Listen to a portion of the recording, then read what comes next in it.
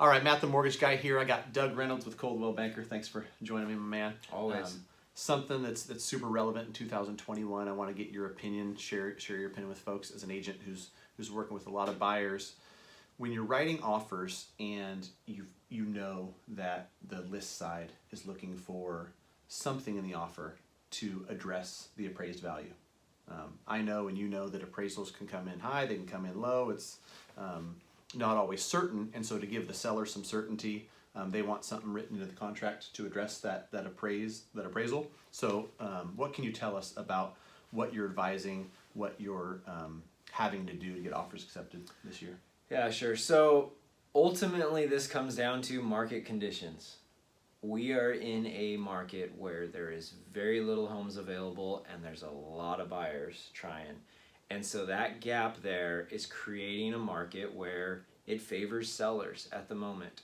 And so if you're looking to buy a house, you've got to go into the process knowing it's going to be competitive and you've got to do everything that you can to make your offer stand out. There's a bunch of nuances within that.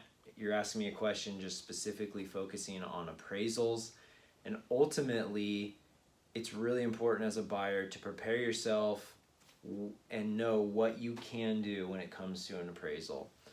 Some buyers just really can't do any of this stuff. They just don't have the funds available. But if you're thinking about buying a house, you should really try your best to get yourself into a position where you can at least do something in regards to the appraisal. So, I mean, under normal circumstances, it's just you write an offer and one of the contingencies is an appraisal contingency. You get an appraisal done, it comes in low. So let's say, for example, you're in contract at $550 and it comes in at $540.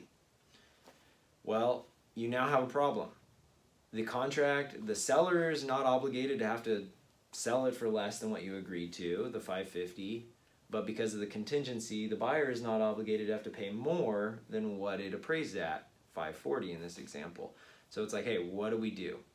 Well, under normal market conditions, typically you're going to find a way for everyone to work together, find somewhere in the middle. The buyer is going to give in a little bit, the seller is going to give in a little bit, make it work, and kind of move forward. Well, right now, with getting 5, 10, 15 offers on a property, sellers are really saying, hey, I don't want to deal with this gap. I want you to address that up front.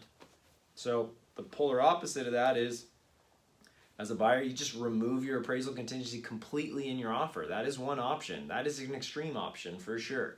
But it's basically saying, I wrote you an offer at $550. No matter where that appraise is at, I'm still going to pay you $550. If it comes in lower, I'm going to bridge that gap and bring in some money and make it work.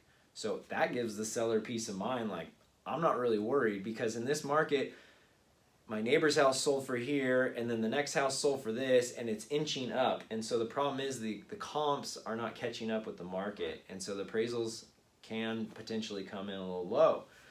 So option one is just remove the whole thing completely, full commitment, I'm doing it. Well, that's really going to make your offer stand out. Right. If you've got some extra funds available and you really want the property, that's going to be an option that you can take. Another option kind of in the middle of that is you could do some verbiage where you're willing to make up a difference up to a certain amount. Let's go back to the $550. You say, we're writing an offer at $550. We're going to have an appraisal contingency, but we're willing to make up the difference up to $10,000, not to exceed the purchase price. In that example, you're basically agreeing up front.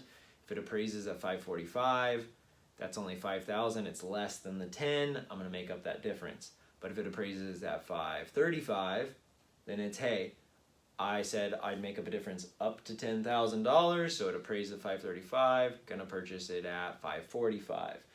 And so that gives the seller some comfort, not as much as the first thing, but some, as far as they're at least committing to making up a difference to a certain amount, and we're going to be close at least. Right. And so they've got a little bit more comfort there as well. So when you're looking at 5, 10 offers and 8 of them have an appraisal contingency and 1 or 2 of them have either removed it completely or they've got something to bridge a gap there, those are going to stand out. Right. And it's going to give the seller kind of comfort emotionally, like, hey, one concern that I have I can kind of not really worry about it or think about it because they've already addressed it up front in the Right. offer. That's Yeah. kind of the ins and outs of how you can do that in a competitive market. And it's might sound crazy to some people listening right now, but it is becoming more and more and more common in this market that we're in that's very competitive with low inventory, high buyer demand.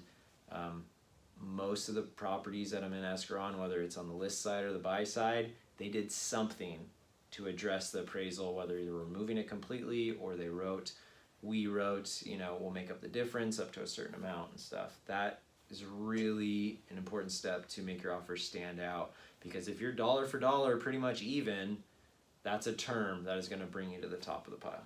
No, I totally agree. And with the buyers I work with hundreds of different agents, I see it. Unfortunately, for some buyers that are uncomfortable with that, it's kind of the state of the market, and we don't know when that's going to change. Yeah, and it's not to say that it's going to be impossible to get your offer accepted if you don't. It's just making it more challenging when you're competing with others that are willing to do it. So you just got to understand where you're at and try to slot yourself into the best possible position that you can, and that's one way to go about it and do it. For sure. All right, thanks, Doug.